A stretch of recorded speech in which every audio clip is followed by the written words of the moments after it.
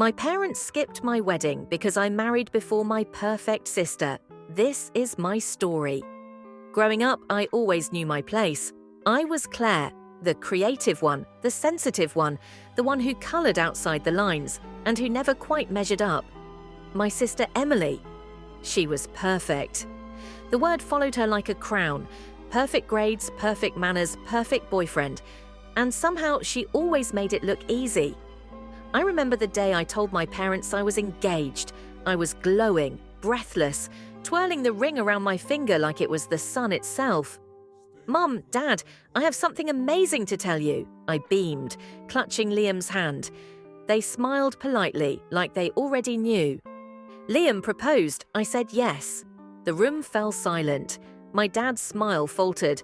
My mum looked confused. Not surprised, not happy, just confused. "But what about Emily?" Mum said finally. "What about Emily?" I asked, my smile dropping. "She's older, she should be married first. Don't you think that would look strange?" That sentence hit me like a slap. Not a single congratulations, not a hug, not a tear of joy, just that, "What about Emily?" That night, I cried into Liam's chest, asking him over and over, "Why am I always the afterthought?" I tried to brush it off. I really did. I thought, maybe they were just surprised. Maybe they'll come around. But over the next few weeks, it became painfully clear. They weren't just surprised. They were disappointed. When I brought them our save the date cards, Mum didn't even look up from her tea. "Is it too late to postpone?" she asked flatly.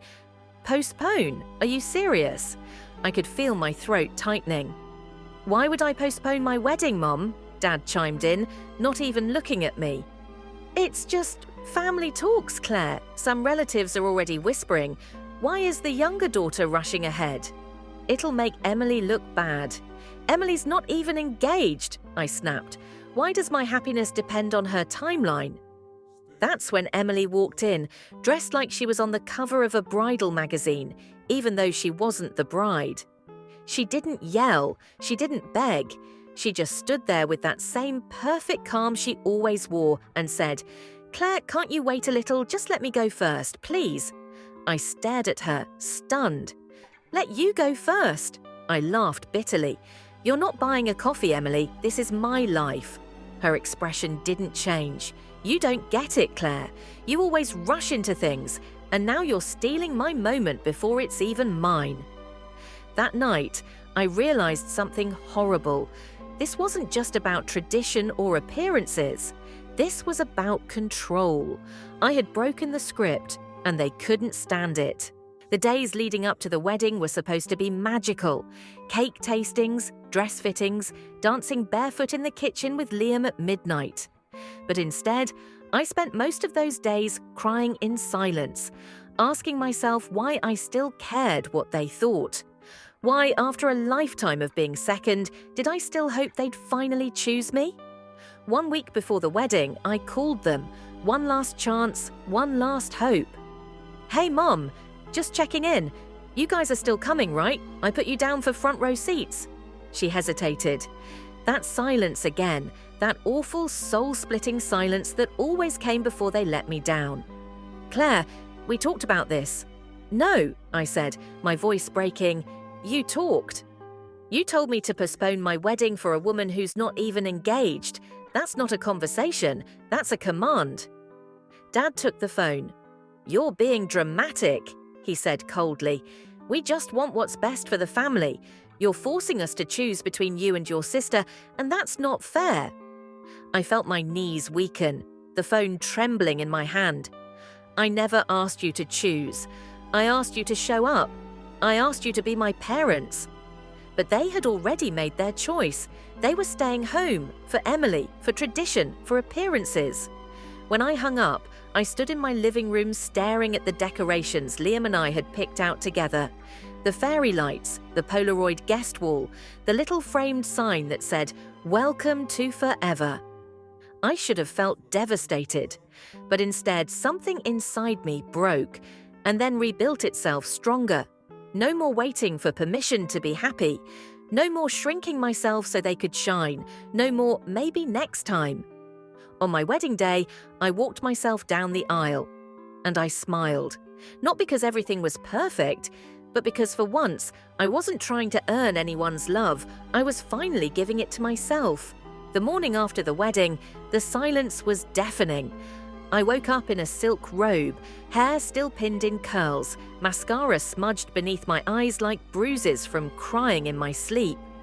Liam had gone downstairs to get breakfast, and I was left alone, just me, the soft hum of the mini fridge, and the ache in my chest that no amount of vows or dancing could drown out. I sat on the edge of the hotel bed, barefoot, my wedding dress hanging limply in the corner. The train a crumpled ghost on the carpet. Everyone said it was perfect. You looked radiant. Liam cried when he saw you. The way you kissed, like in the movies. And yet, all I could feel was emptiness. The kind of hollow that echoes in your bones. The kind that whispers, they really didn't come. I reached for my phone almost instinctively, like some part of me still expected a message. Maybe something small, maybe, "We saw the photos, you looked beautiful."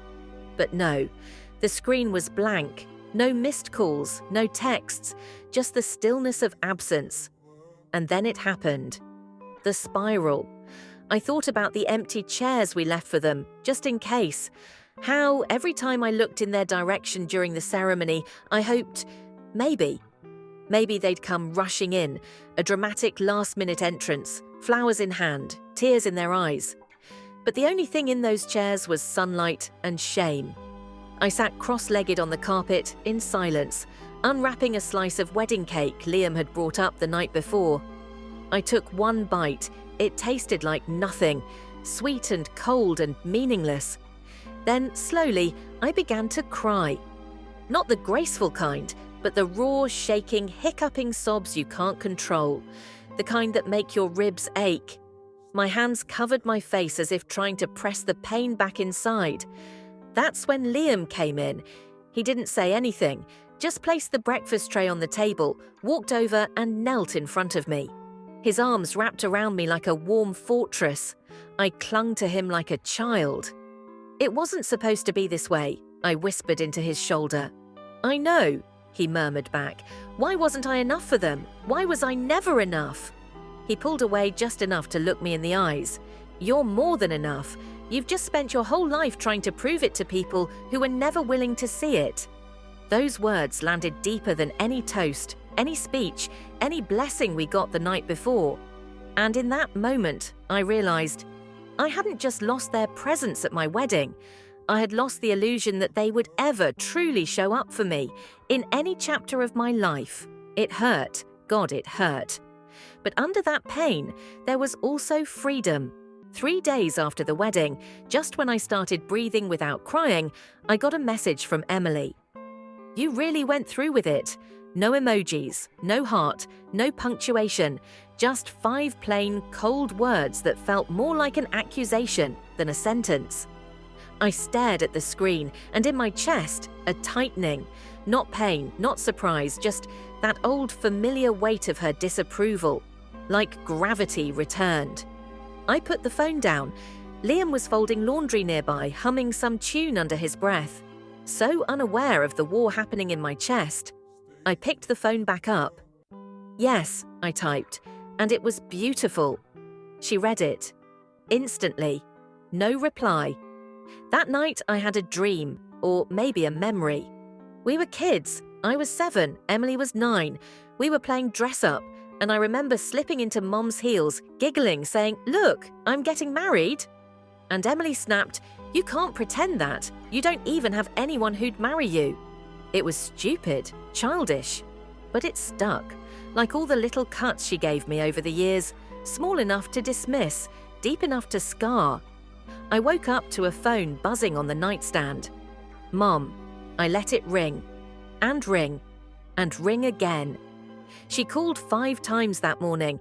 On the 6th, I answered, not because I wanted to, but because I needed to hear it from her mouth. Needed to know if, just once, she'd acknowledge what they'd done. Her voice was soft, sugar-dipped. "Claire, I saw the pictures." Silence. "You looked lovely." Lovely. That word again, neutral, distant.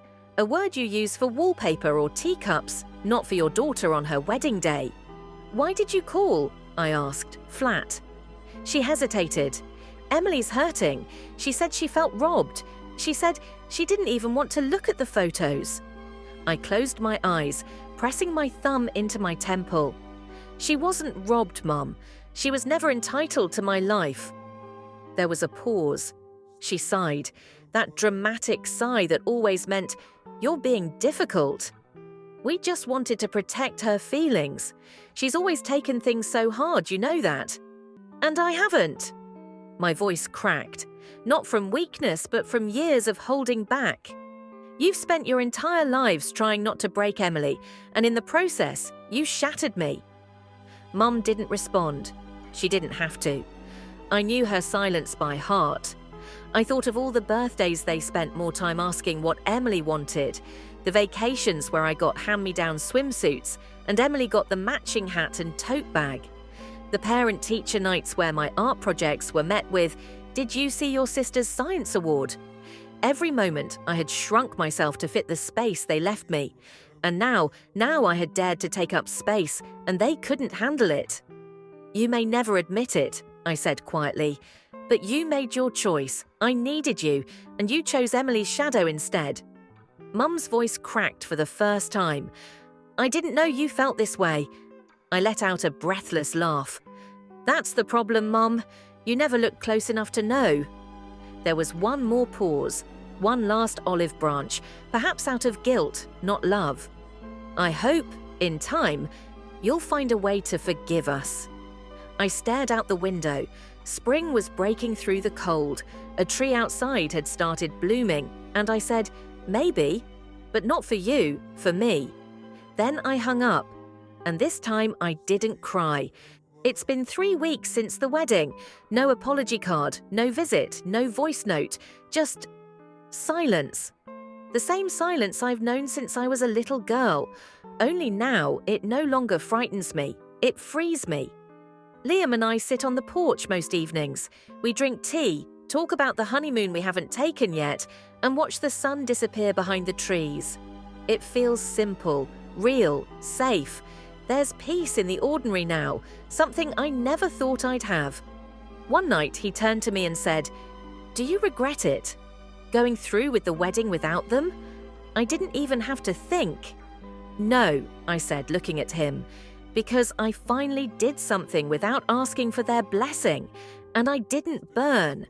I survived." There's something sacred in reclaiming your own narrative. I always thought healing would come from them seeing me, finally, fully. But it didn't. It came from me seeing myself. For the first time, I'm not living in someone else's shadow. I don't exist as a supporting character in Emily's story or a disappointment in my parents' eyes. I'm the author now. I get to choose which pages I keep and which ones I set on fire. I don't hate them. That's the strange part. I thought I would. I thought I'd carry that bitterness like armor, but bitterness is heavy, and I've carried enough. I still grieve what I never had. The mother who'd zip up my dress with tears in her eyes. The father who'd walk me down the aisle whispering, "I'm proud of you." The sister who'd cheer when I said, "I'm engaged." But grief doesn't mean I'd go back and change it, because I gained something far greater: clarity, peace, a love that doesn't demand smallness, and a husband who saw the broken pieces in me and chose to stay anyway. So, to anyone out there listening, maybe you've been the second choice too. Maybe you've spent your life shrinking to fit a version of you that made others comfortable. Here's what I'll say. You deserve to take up space. You deserve joy that doesn't ask for permission.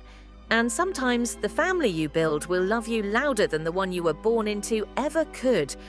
I married the love of my life, and I showed up for myself, even when they didn't. And that for me was enough.